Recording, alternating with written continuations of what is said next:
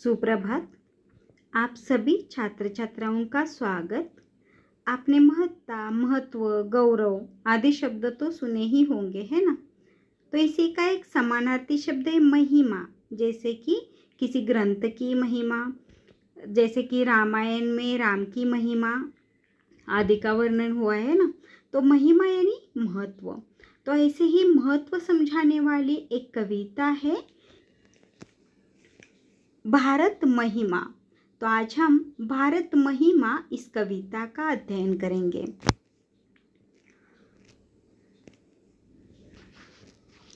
तो देखो, भारत महिमा ये जो कविता है वह जयशंकर प्रसाद इन्होंने लिखी है। इनका जन्म 1890 वाराणसी उत्तर प्रदेश में है, यहाँ पर हुआ। इनकी मृत्यु 1937 वाराणसी उत्तर प्रदेश में हुई। जयशंकर प्रसाद जी छायावादी युग के 4 स्तंभों में से एक हैं। आप बहुमुखी प्रतिभा के धनी हैं। कवि, नाटककार, कथाकार, उपन्यासकार तथा निबंधकार के रूप में आप प्रसिद्ध हैं। यानी इन्होंने बहुत सारे अलग अलग प्रकार की किताबें लिखे, जैसे कि काव्य संग्रह लिखे, महाकाव्य लिखे, ऐतिहासिक नाटक लिखे, कहानी संग्रह लिखे, उपन्यास लिखे, और इसीलिए इन्हें बहुमुखी प्रतिभा के धनी ऐसे कहा है। आपकी रचनाओं में सर्वत्र भारत के गौरवशाली अतीत, ऐतिहासिक विरासत के दर्शन होते हैं। इनकी प्रमुख कृतियाँ है, देखो, झरना, आंसू, लहर एक काव्य संग्रह है, कामायनी ये महाकाव्य है, स्कंदगुप्त, चंद्रगुप्त, ध्रुव स्वामिनी आदि ऐतिहासिक नाटक है, प्रतिध्वनि, आकाशदीप, इंद्रजाल एक कहानी संग्रह इन्होंने लिखे हैं, कंकाल, तितली, ईरावती आदि उपन्यास इन्होंने लिखे हैं। ये जो कविता है, इस प्रस्तुत कविता में कवि ने अपने देश के गौरवशाली अतीत का सजीव वर्णन किया है। कवि का कहना है कि हमें अपने देश पर गर्व करते हुए उसके प्रति अपना सर्वस्व निछावर करने के लिए हमेशा तत्पर रहना चाहिए। यानी कवि क्या कहना चाहते हैं इस कविता के माध्यम से? तो भारत का महत्व हमें समझाते हुए, हमारे देश का महत्व हमें समझाते हुए, हमें अपने देश पर अपनी जान किस तरह से निछावर करनी चाहिए, ये इस कविता के माध्यम से कवि समझाते हैं। तो देखते हैं कविता। हिमालय के आंगन में उसे किरणों का दे उपहार, उषा ने हंस अभिनंदन किया और पहनाया हीरक हार। जगे हम लगे जगाने विश्व, लोक में फैला फिर आलोक। व्योमतम पुंज हुआ तब नष्ट, अखिल संस्कृति हो उठी अशोक। विमल वाणी ने वीणा ली, कमल कोमल कर में सप्रीत। सप्त स्वर सप्त सिंधु में उठे, छिड़ा तब मधुर साम संगीत। तो सबसे पहले देखते हैं इसमें कठिन शब्दार्थ कौन से हैं।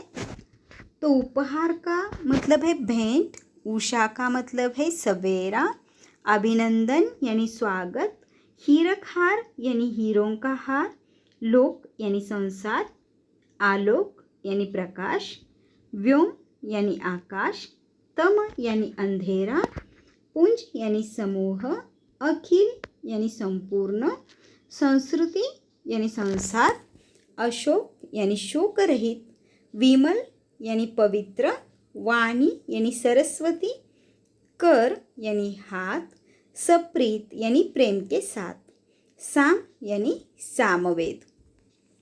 तो कवि जयशंकर प्रसाद जी क्या कहना चाहते हैं? तो देखो, हिमालय के आंगन में उसे किरणों का दे उपहार, उषा ने हंस अभिनंदन किया और पहनाया हीरक हार। जैसे कि सुबह हुई तो उषा ने क्या किया? अपने किरणों का उपहार देकर हिमालय के आंगन का स्वागत किया। जैसे कि देखो, जैसे ही सुबह होती है तो सुबह की निकलने वाली जो किरणें हैं, तो वह किरणें धरती पर आकर गिरती हैं, तो धरती बहुत ही सुंदर दिखाई देती है। जैसे कि धरती ने हीरों का हार पहना हुआ हो, ऐसा लगता है। ऐसा प्रतीत क्यों होता है? तो सुबह की ओस की बूंदें जो है वो बहुत ही सुंदर दिखाई देती है, आपने देखी होगी शायद। तो ओस की बूंदें जो होती है, तो उस बूंदों पर जैसे ही सुबह सुबह सूरज की किरणें गिरती हैं तो वह बूंदें ऐसी दिखाई देती है जैसे कि हीरों के जैसे। हीरे आपने देखे हैं?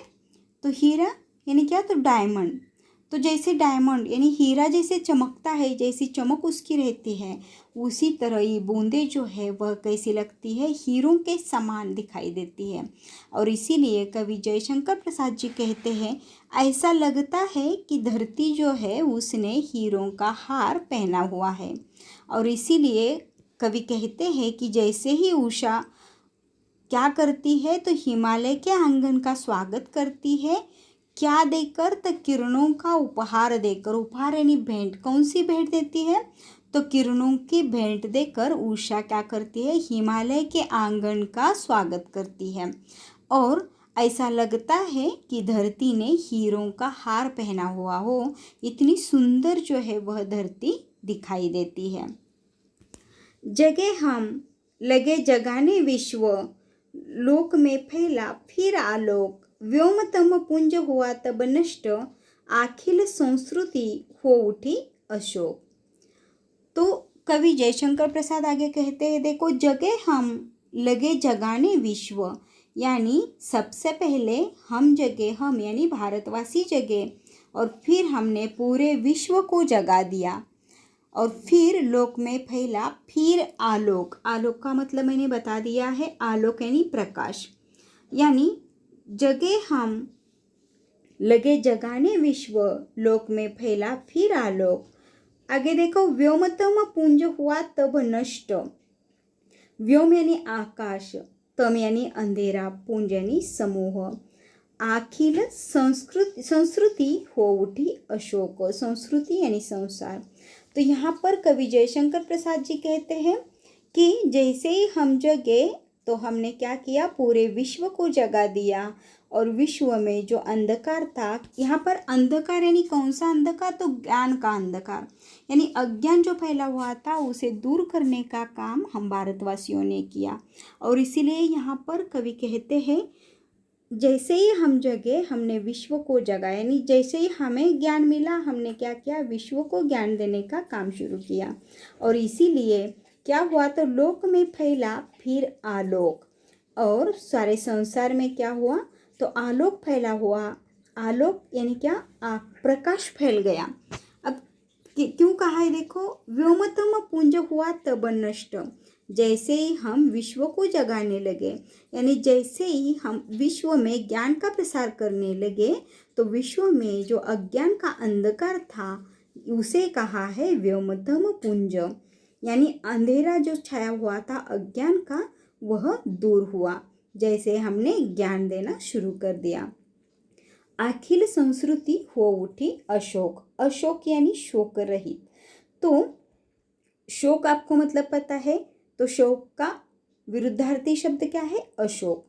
तो जो अज्ञान के कारण लोगों के मन में शोक था, उस शोक को दूर करने का काम हमने किया, हम भारतवासियों ने किया। यानी शोक कौन सा था? तो अज्ञान का शोक था।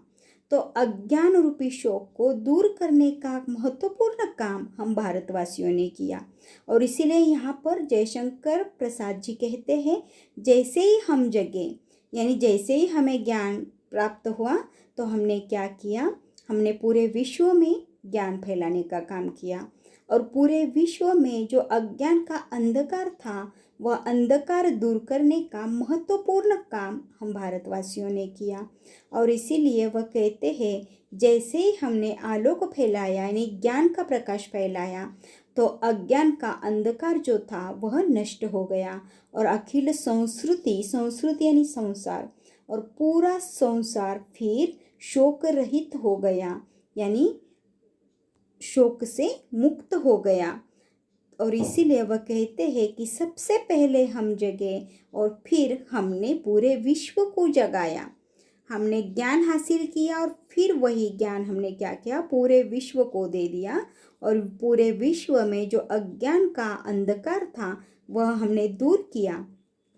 ऐसे कवि जयशंकर प्रसाद जी कहते हैं। विमल वाणी ने वीणा ली, कमल कोमल कर में सप्रीत, सप्त स्वर सप्त सिंधु में उठे, छिड़ा तब मधुर साम संगीत। तो यहाँ पर देखो, विमल यानी पवित्र, वाणी यानी सरस्वती, कमल एक फूल है, कोमल यानी मुलायम, कर यानी हाथ। तो यहाँ पर कवि जयशंकर प्रसाद जी कहते हैं कि सरस्वती देवी ने अपने कमल जैसे कोमल हाथों में प्रेम से वीणा ली, और फिर सरस्वती देवी ने क्या किया, तो सप्त स्वर सप्त सिंधु में उठे, छिड़ा तब मधुर साम संगीत। सप्त स्वर यानी 7 स्वर कहाँ पर गूंज उठे, तो सप्त सिंधु में गूंज उठे।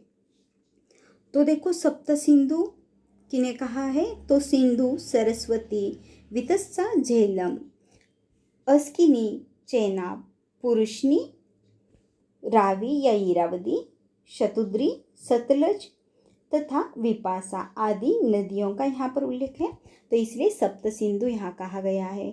तो विमल वाणी ने वीणा ली, कमल कोमल कर में सप्रीत, जैसे ही सरस्वती देवी ने अपने कमल जैसे कोमल हाथों में प्रेम से वीणा उठाई और उसमें से सप्त स्वर निकलने लगे, तो वो सप्त स्वर जो है वह सप्त सिंधु में उठे, यानी सप्त सिंधु तक पहुंच गए, और छिड़ा तब मधुर साम संगीत।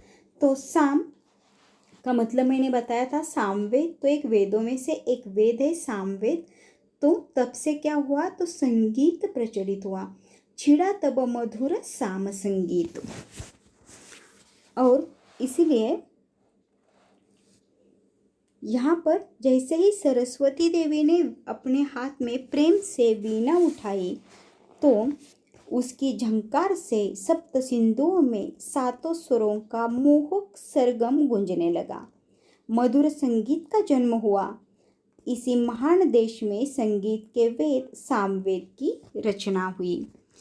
तो जैसे ही सरस्वती देवी ने वीणा उठाई और उसमें से सप्त स्वर निकले, तो वह सप्त सिंधु में उठे और तब से मधुर स्वर छिड़ने लगे।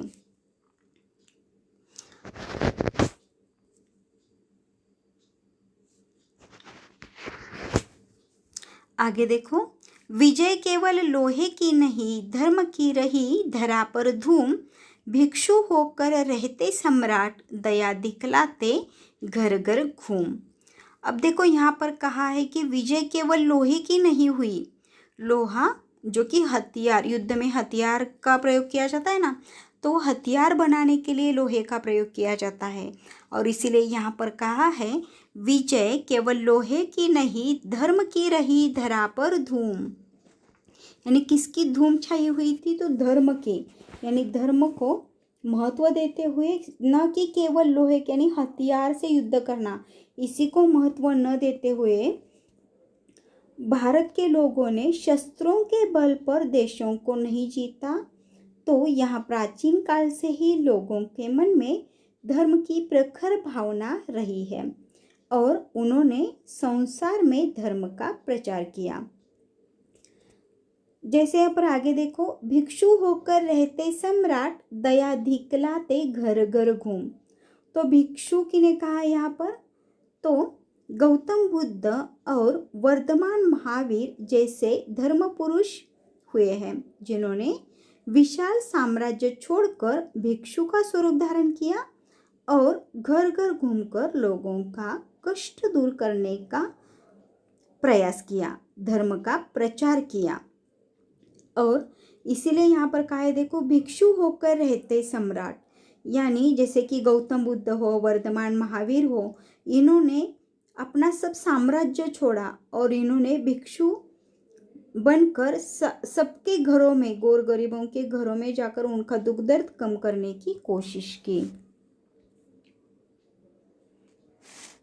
आगे देखो, गोरी को दिया दया का दान, चीन को मिली धर्म की दृष्टि, मिला था स्वर्ण भूमि को रत्न, शील की सिंहल को भी सृष्टि, किसी का हमने छीना नहीं, प्रकृति का रहा पालना यही, हमारी जन्मभूमि थी यही, कहीं से हम आए थे नहीं। तो सबसे पहले देखते हैं कठिन शब्दार्थ। तो विजय का मतलब है जीत, लोहा यानी शस्त्र बनाने का धातु, धरा यानी धरती, यवन एक साम्राज्य है, शील यानी पंचशील, सिंहल यहाँ पर श्रीलंका को कहा है, सृष्टि यानी रचना। तो गोरी को दिया दया का दान, चीन को मिली धर्म की दृष्टि, मिला था स्वर्ण भूमि को रत्न, शील की सिंहल को भी सृष्टि। तो हमने मोहम्मद गोरी को पराजित करने के बाद भी दयापूर्वक क्षमा कर दिया था। यानी गोरी यानी कौन? तो मोहम्मद गोरी। तो हमारे देश से ही चीन जो है वह चीन को धर्म की दृष्टि मिली, ऐसा यहाँ पर जयशंकर प्रसाद जी कहते हैं। यानी गोरी जो है वह युद्ध में हार गया और फिर भी उसे जीवन दान दे दिया गया, और इसीलिए यहाँ पर जयशंकर प्रसाद जी कहते हैं गोरी को दिया दया का दान, चीन को मिली धर्म की दृष्टि। तो देखो, भारत के महान सम्राट अशोक ने अपने पुत्र महेंद्र और पुत्री संघमित्रा को बौद्ध धर्म के प्रचार के लिए चीन, स्वर्णभूमि अर्थात जावा और श्रीलंका भेजा। तो जावा और श्रीलंका के लोगों को पंचशील के सिद्धांत मिले। यानी इन्होंने क्या किया जाकर वहाँ पर? तो पंचशील का, यहाँ पर शील की सिंहल को भी सृष्टि यहाँ पर कहा है। देखो, तो सिंहल यानी श्रीलंका में जाकर उन्होंने क्या किया? तो सम्राट अशोक का बेटा और बेटी जो थे महेंद्र और संघमित्रा, तो इन्होंने पंचशील का महत्व वहाँ पर जाकर समझाया। पंचशील कौन कौन से है? तो अहिंसा, अस्तेय, अपरिग्रह, सत्य, ब्रह्मचर्य आदि। तो अहिंसा यानी हिंसा न करना, अस्तेय यानी चोरी न करना, अपरिग्रह यानी उपयोग से ज़्यादा यानी जितना आवश्यक है उससे ज़्यादा धन इकट्ठा न करना, सत्य बोलना हमेशा, और ब्रह्मचर्य का पालन करना। इन पंचशीलों का महत्व उन्होंने वहाँ जाकर समझाया, और इसीलिए यहाँ पर जयशंकर प्रसाद जी कहते हैं गोरी को दिया दया का दान, चीन को मिली धर्म की दृष्टि। यानी गोरी को जो है वह युद्ध में हार गया, तो फिर उसको दंड न देकर उसे छोड़ दिया गया, तो दया का दान दिया, और चीन को मिली धर्म की दृष्टि। तो मैंने अभी आपको बताया कि पंचशील जो है वह वहाँ पर जाकर उन्हें पंचशील के सिद्धांत मिले। तो चीन को क्या मिला? तो चीन को पंचशील के सिद्धांत मिले। पंचशील कौन से मैंने अभी आपको बताया। तो किसी का हमने छीना नहीं, प्रकृति का रहा पालना यही, हमारी जन्मभूमि थी यही, कहीं से हम आए थे नहीं। अब देखो, यहाँ पर जयशंकर प्रसाद जी कहते हैं कि हमारा ये जो भारत देश है हम इसी के रहवासी हैं, तो किसी का हमने छीना नहीं, हमने किसी और का नहीं छीना है, जो हमारा है वही हमारा है। तो किसी का हमने छीना नहीं, प्रकृति का रहा पालना यही। और प्रकृति यानी आपको पता है जो धरती यानी प्रकृति पर जो भी कुछ है, जैसे कि अलग अलग प्रकार के फूल, पौधे, पेड़, जो भी सुंदर सृष्टि हमें दिखाई देते उसे हम प्रकृति कहते हैं ना। तो प्रकृति का रहा पालना यही, हमारी जन्मभूमि थी यही। यानी हमारी जन्मभूमि ही भारत भूमि है, हम भारत में कहीं और से आकर नहीं रह रहे। तो हमारी जन्मभूमि ही भारत भूमि है और कहीं से हम आए थे नहीं, हम और दूसरे देश से नहीं आए थे, तो हम भारतवासी ही थे, और इसीलिए हमने किसी और का नहीं छीना है। तो इसीलिए कवि जयशंकर प्रसाद जी यहाँ कहते हैं कि भारतवासियों ने कभी किसी की संपत्ति या किसी का राज्य छीनने का प्रयास नहीं किया।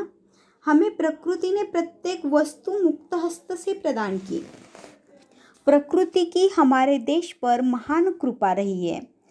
जैसे कि देखो, सस्य श्यामला भूमि, हिमाच्छादित गिरिशिखर, घाटियाँ, वादियाँ, नदियाँ, झरने, फल फूल, संसाधनों से भरपूर जंगल, सभी अनुपम है ना। इसे हम प्रकृति कहते हैं। बहुत कुछ बहुत ही सुंदरता भरी हुई है हमारी इस प्रकृति में, और ये हमारी भारत भूमि पर है। और भारत सदा से हमारी जन्मभूमि है। हम इसी देश की संतानें हैं। हम बाहर के किसी स्थान से आकर यहाँ नहीं बसे हैं। तो इसलिए यहाँ पर कवि कहते हैं हमारी जो प्रकृति है वो बहुत ही सुंदर ऐसी प्रकृति है, जिसमें बहुत कुछ सुंदरता भरी हुई है। ये हमारे भारत देश की महिमा है। बहुत ही सुंदरता बिखरी हुई है इस भारत भूमि पर। और इसीलिए यहाँ पर कवि जयशंकर प्रसाद जी कहते हैं, किसी का हमने छीना नहीं, प्रकृति का रहा पालना यही। और इसीलिए कहते हैं हमने किसी और का छीना नहीं है, तो यही हमारा ही है, क्योंकि हमारी जन्मभूमि ही भारत भूमि है। और इसीलिए वह कहते हैं कि हम कहीं से आए नहीं हैं, तो हम यहीं के हैं, इस भारत भूमि के ही हम हैं, यहीं पर हमारा जन्म हुआ है। और इसीलिए वह कहते हैं हमने किसी का छीना नहीं है, हमने किसी से कुछ छीनने की कोशिश नहीं की है। तो यहाँ तक आपको ये कविता समझ में आई होगी। यहाँ से आगे जो कविता है वह हम अगले लेक्चर में पढ़ेंगे। ठीक है, तब तक के लिए धन्यवाद।